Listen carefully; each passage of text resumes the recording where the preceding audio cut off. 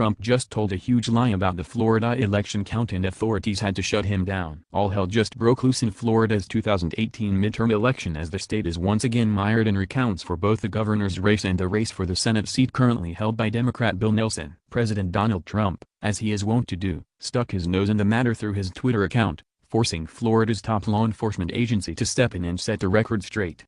Donald Trump is desperate to keep all of Florida's millions of ballots from being fairly counted. Last night, the part-time Florida man launched an online slander attack against Broward and Palm Beach County Supervisors of Elections after Senator Marco Rubio spent all day whining about his conspiracy theories over GOP candidates' dwindling leads in the races for governor and senator. Donald J. Trump tweet @RealDonaldTrump. Law enforcement is looking into another big corruption scandal having to do with election fraud and #Broward and Palm Beach. Florida voted for Rick Scott. Trump was probably reacting to Florida's Republican Governor Rick Scott's appearance on Fox host Hannity's program last night, where the Senate candidate pushed his conspiracy theories after a bizarre press conference from the governor's mansion where he demanded a criminal investigation without any basis in facts or law and took no questions. Today, Trump has spent most of his afternoon going bananas on Twitter while flying off to Paris for a meeting with his political patron Russian President Vladimir Putin. Trump's is good buddies with Rick Scott, who is locked in a close race for the U.S. Senate with Democratic Senator Bill Nelson. Scott abused his position as Florida's governor to publicly ordered the Florida Department of Law Enforcement, FDLE, the state's equivalent of the FBI, to investigate Broward County elections. Supervisor Brenda Snipes and the neighboring Palm Beach supervisor. According to the AP, Trump and Scott's request were little more than dictatorial political theater and the FDLE has already shot down the two Republicans.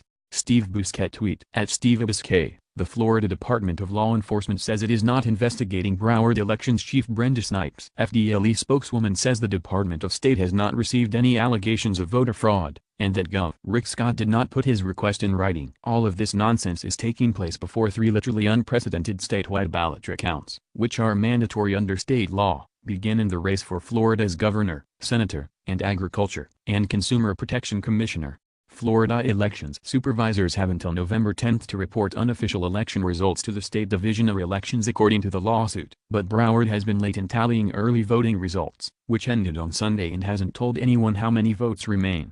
Rick Scott also brought in high-priced Washington, D.C. attorneys from the National Republican Senate Committee to file suit against the Broward supervisor, and another lawsuit against Palm Beach elections supervisor Susan Bucker. What makes all of this so bizarre is that just 6 months ago Rick Scott used his official office to appointed not one, but two monitors from the state to oversee the Broward supervisor of elections for this election.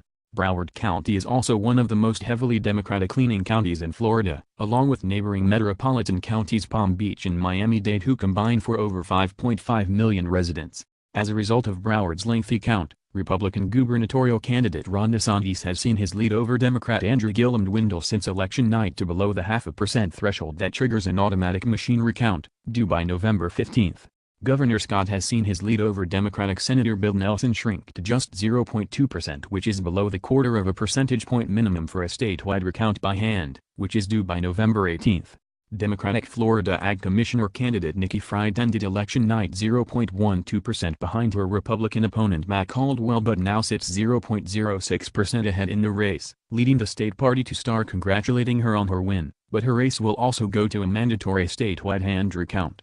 We were always confident on election night that once the votes were counted we would be the winner of the Agriculture Commissioner race, Nikki Fried explained by email in response to a request for comment on this story. Now that more votes have been counted, that has turned out to be the case. As the process continues, we fully expect our lead will only continue to grow. Florida supervisors and canvassing boards are doing an incredible job, says Fried, of ensuring everyone's voices are heard and the process is fair and transparent. Florida being Florida, there are also some pretty valid reasons for concern about Broward County Supervisor Snipes, who was appointed to the job by former Republican Governor Jeb Bush in 2004. Bush used his powers of office to remove her predecessor for hiring a homeless man that lost 300 ballots, for spending $1 million over budget and for grave neglect, mismanagement, and incompetence. More recently, Snipes' office violated state law by announcing the early vote totals before polls closed on the 2016 state primary and lost a major sunshine lawsuit for public records, under the same law used in Scott's suit, for destroying the same primary's original ballots illegally. Rick Scott's record is scarcely any better than Snipes'. He became the first governor in Florida history to lose a public records lawsuit, because he spent years illegally hiding his communications in a personal email account, costing taxpayers $700,000.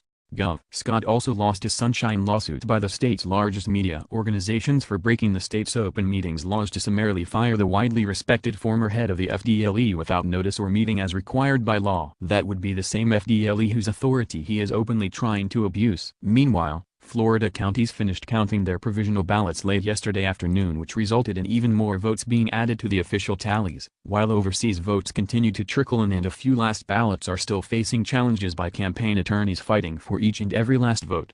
On Saturday afternoon, Florida's multi-race statewide recount will commence, and larger counties like Miami-Dade, who must count over 800,000 votes, plan to recount those votes 24 hours per day. Buckle up, and get ready for an extra heavy dose of Florida politics at its craziest, with lawsuits, political operatives, public officials and candidates scrambling and fighting around the clock for every last vote.